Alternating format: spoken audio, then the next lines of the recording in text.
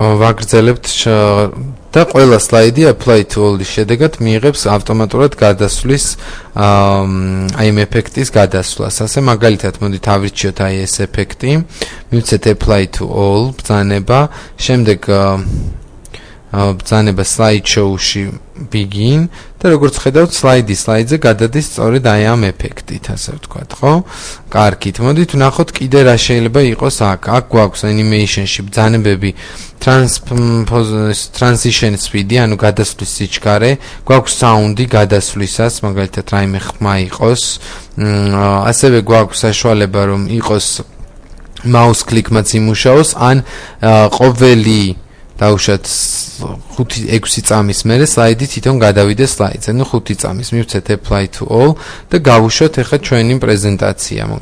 ვნახოთ 1 2 3 4 5 და როგორც ხედავთ გადავიდა უკვე ახალ სლაიდზე. და ასე ყოველ 5 წამში ერთხელ თავისით მაუსის მოუკიდებლად გადავა ახალ სლაიდზე.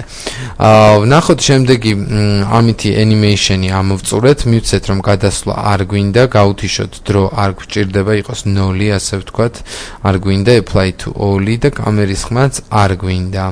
ანუ ვნახოთ შემდეგი მენიუ, ეს არის slideshows menu. slideshows menu-ში გვაქვს from begin, გაიშვება პრეზენტაცია პირველი სლაიდიდან, from current slide ნიშნავს რომ სადაც ვდგევართ, იქიდან გაეშვება.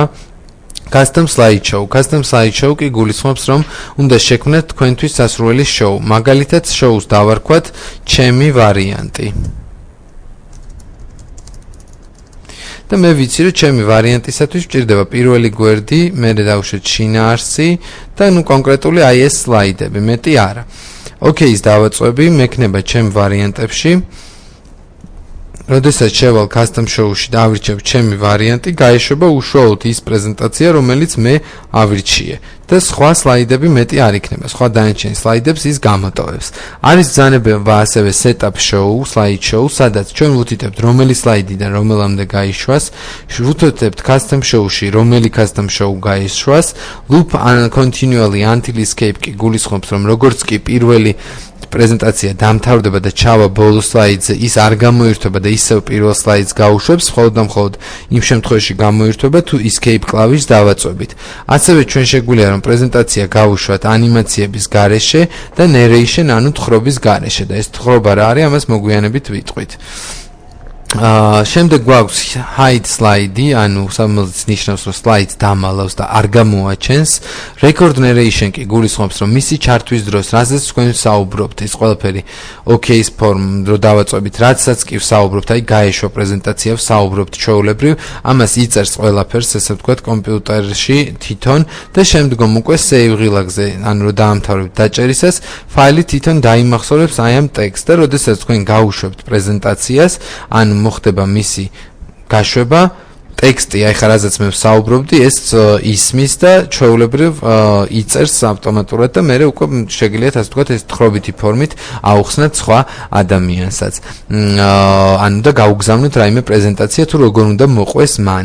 Rehearse timing-ი კი გულისხმობს, რომ დრო უნდა დაუყენოთ თქვენ თვითონ, აი ესეთი აირჩიოთ აქედან, თვალთად დააჭრეთ გადასვლას, მერე კიდე აქ გადასვლას, მერე კიდე აქ და ანუ არა თანაბარი დრო, არამედ სხვადასხვა სლაიდებზე არა თანაბარი დროები შევინახავთ და ვნახავთ რომ აი ყველას თავისი გადასვლის დრო აქვს. ზოგ შემთხვევაში ეს არ არის. use rehearse timing-ი შეგვიძლია გამორთოთ და ამითი ეს გამოირთვება. ასევე ბრძანება გვაქვს review ჩანართი, რომელშიც ყველაფერი ის რაც ჩვენ ვიცით უკვე გახლავთ, ანუ შეგხვედრია Word-ში, რაც გვჭირდება, view menu, სადაც არის normal view, slide sorter-ი და ბრძანება, რომელსაც ქვია note pages, რომელსაც მე ადრე ვახსენე, რომ განვიხილავთ, ხო, აი ხა მივედით იმ ეტაპზე, რომ ეს საკითხი უნდა განვიხილოთ. ამ საკითხში ჩვენ უნდა გავარჩიოთ ის, რომ გვაქვს შეგახსენოთ მინდა ნოუთების არე, რომელიც პრეზენტაციის გაშვების დროს არ ჩანს, ხოლო note page-ების არეში კი ის ჩანს. აქ თქვენ შეგიძლიათ ეგრეთ წოდებული თქვენი მოხსენების დამხმარე ტექსტი ჩაწეროთ. მაგალითად, აქ უნდა ვთქვა მადლობა იმ ხალხისათვის, ვინც დამეხმარა. მაგალითად, ხო, ამას არ ვაჩვენებ სლაიდზე, უბრალოდ მე მიდევს მე ამობეჭდილად და გაშვების დროს ხედავ, რომ აი აქ უნდა ვთქვა, რომ დიდი მადლობა ამ ადამიანებს, ვინც მომეხმარა ამ პროექტის განხორციელებაში. მაგალითად ესეთი. შემდეგ მეორე სლაიდზე გადახვალთ, მესამე სლაიდზე, მეოთხეზე და ასე შემდეგ და ჩაწერთ იმ თქვენ კომენტარებს, რაც თქვენ გჭირდებათ. მათი და თუ დაუბრუნდებით ნორმალ ხედვას, ვნახავთ, რომ აი ეს პირველი სლაიდის ბოლოში უკვე წერია, აქ უნდა ვთქვათ მადლობა იმ ხალხისათვის, ვინც დამეხმარა. და ბოლო ბრძანება, რომელიც მინდა ვთქვა, ეს გახლავთ უკვე ბრძანება Office button-ში, უბრალოდ ბოლოს წინა ბრძანება print-ი, იმიტომ რომ save-ი და open-ი ყველაფერი ერთნაირია Word-ში, ანუ გვაქვს save უბრალოდ print-ი ბრძანება, სადაც print menu-ს გამოძახების დროს გვაქვს ჩვენ არჩევანის საშუალება, რომ ავირჩიოთ, რა დავბეჭდოთ ყველაფერი, კონკრეტული custom show, slide-ები, რომელიღაც კონკრეტული current slide-ი, selected slide-ები, როგორ დავბეჭდოთ, ანუ quality-ით თუ quality-ის გარეშე, რამდენი ეგზემპლარი და რაც მთავარია print what, ანუ რა დავბეჭდო, slide-ები, handout-ები, note page-ები თუ out view-ები. ახლა მოდით ვნახოთ სათითაოდ. slide-ი preview-ში ვხედავთ, რომ არის აი ესეთი თვითონ slide-ები. რაც შეეხება ბრძანებას შემდეგ გახლავთ handout-ები. ოღონდ სხვადასხვა ტიპის არის handout-ი და მე უთითებ 1 2 3 4 ასე შემდეგ. მაგალითად 3. 3 ტიპის handout-ი გულისხმობს 3ჯერ პატარა სლაიდები გვერდზე კომენტარის ჩასაწერი ადგილით. 4 ნიშნავს რომ 4 სლაიდი დაეტევა თითო გვერდზე. ან 9 ნიშნავს რომ 9 ცალი დაეტევა თითო გვერდზე. ამის გარდა გვაქვს note pages, აი რომელიც იყოს სწორედ ის რომ პირველი გვერდი რაც არის, ამოიბეჭდება ქვემოთ თავისი კომენტარით, მეორე თავისი კომენტარით, მესამე თავისი კომენტარით და ასე შემდეგ. ხოლო outline view კი გულისხმობს მხოლოდ და მხოლოდ ტექსტი, რომელიც სლაიდებზე წერია და არა სხვა გრაფიკული ობიექტები. სწორედ მათი დაბეჭდვისას თქვენ შეგიძლიათ დაბეჭდოთ ის თუ რაც გჭირდებათ. ანუ გულისხმობ პრეზენტაციის ამობეჭდვის დროს, როგორი ვარიანტიც გნებავთ.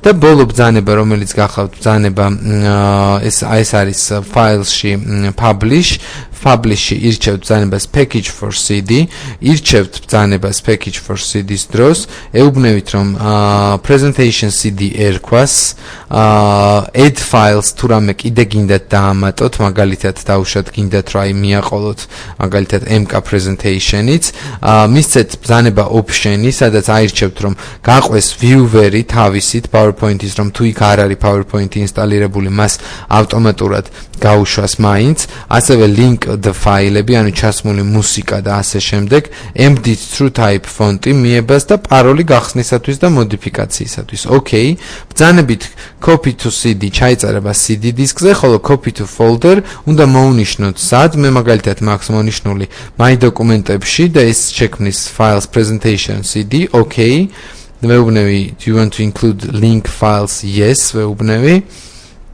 დაველოდოთ.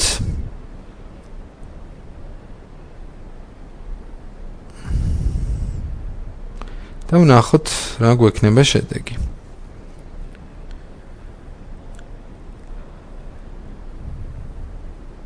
ნუ აქვე სანამ ვაკეთებთ, მინდა ვთქვა, რომ არსებობს კიდევ PowerPoint-ში ეგრეთ წოდებული master slide-ი, რომლის დახმარებითაც თქვენ შეგიძლიათ ეგრეთ წოდებული შაბლონი შექმნათ და ეს გამოიყენოთ შემდგომში, რაც ძალიან პრაქტიკულია. ასევე შესაძლებელია ისეთივე შაბლონის შექმნა, როგორ შაბლონიც იქმნება ჩვეულებრივ Word-ის შემთხვევაში, ანუ template-ი ეგრეთ წოდებული, რომელსაც მე სხვებიც გამოიყენებენ. და ნახოთ, მგონი დასრულდა. ამითი დავხუროთ მთლიანად ყველა პრეზენტაცია, ასე ვთქვათ, რაც გავაკეთეთ და ვნახოთ ის, რაზეც ვიმუშავეთ. My დოკუმენტებში ბრძანება გახლავთ presentation CD და როგორც ხედავთ, აი ეს ფაილები არის. თუ ამ ფაილებს ჩვენ CD-ზე ჩავწერდით, ის ავტომატურად CD-ROM-იდან ავტორამ ფუნქციით გაეშვებოდა, აი ესე სწორედ accept და პირდაპირ გაიშვა პრეზენტაცია. არის ასევე მეორე ვარიანტი, რომ ჩვენ შეგვიძლია ვნახოთ თვითონ უშუალოდ აი ეს პრეზენტაცია, რაზეც მუშაობდით, რომ გაიშვება აი ესეთი ფორმით და რასაც გვინდა შევცვლით და დავასეივებთ ჩვეულებრივ რეჟიმში და ასევე ამის გარდა არის კიდევ ფუნქცია, რომელსაც ქვია ppt viewer-ი, ანუ სწორედ ის viewer-ი, რაც მე გითხარით. არის ასევე მიბმული ფაილები და სწორედ ამ მიბმული ფაილებიც ნიშნავს იმას, რომ თქვენ არ შეგექმნებათ პრობლემა ნებისმიერ ადგილას გახსნათ ის ფაილი, რომელი ფაილიც მიამაგრეთ ამ კონკრეტულ პრეზენტაციას. ამით PowerPoint-ის ახსნა დასრულებულია. ივარჯიშეთ, გისურვებთ წარმატებებს.